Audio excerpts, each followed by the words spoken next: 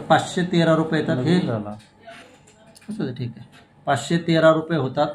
आणि repurchase plan आपण पुन्हा एकदा बघतोय. 100+ प्रोडक्ट आपल्याकडे रिपर्चेसला अवेलेबल आहे तिथे. त्याचबरोबर 600 रुपये जो तुमचा पेआउट बनला होता बायनरी मॅचिंगमध्ये, त्यातले 30 रुपये TDSला, 570 रुपये बनतात, 57 रुपये रिपर्चेसला, 513 रुपये. तर हे 57 रुपये तुम्ही परत रिपर्चेसला वापरू शकता. मग जी तुमची टीम आहे ज्याच्यामध्ये जे तुमचे डायरेक्ट आहेत, हे ऑल डायरेक्ट आहेत. असं समजू आपले डायरेक्ट 5 आहेत. A, B, C, D, E. मॅचिंगमध्ये हे तुमचे या अशा पद्धतीनं A, B, C, D किंवा E हे तुमचे अशा पद्धतीनं दिसतील तुम्हाला मॅचिंगमध्ये. असे दिसतील. हे तुम्हाला रिपर्चेसमध्ये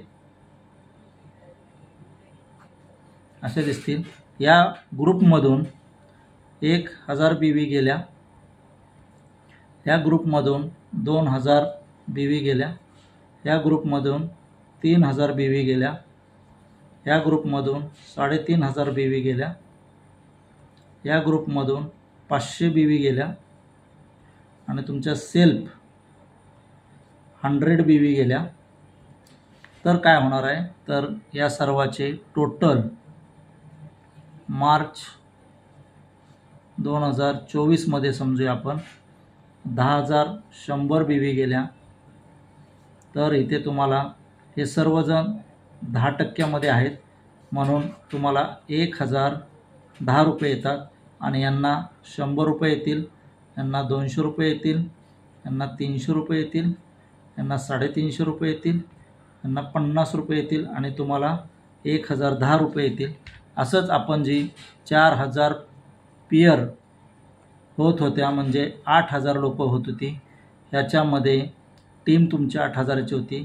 1000ची जरी टीम असेल, पुढच्या 1000 दिवसात म्हणजे 3 वर्षात, आणि ह्यांनी 1000 BV रिपर्चेस केल्या, तर तुम्हाला 10 लाख BVचा बिझनेस जातो. 10 लाख BV वरती 15% तुम्हाला 1.5 लाख इन्कम येऊ शकतो. असा हा आपला कंपनीचा प्लॅन आहे. समजून घ्या. नाही समजलं तर तुमच्या सिनियरला फोन करा, पुन्हा एकदा समजून घ्या, आणि प्लॅन स्वतः द्यायला शिका. प्लॅनचं स्वतः व्यवस्थित प्लॅनिंग करा, आणि जोपर्यंत तुम्ही तोंडपाठ प्लॅन करत नाही तोपर्यंत तुमचा प्लॅन सक्सेस होणार नाही. थँक्यू. जय हिंद. जय स्टेफन.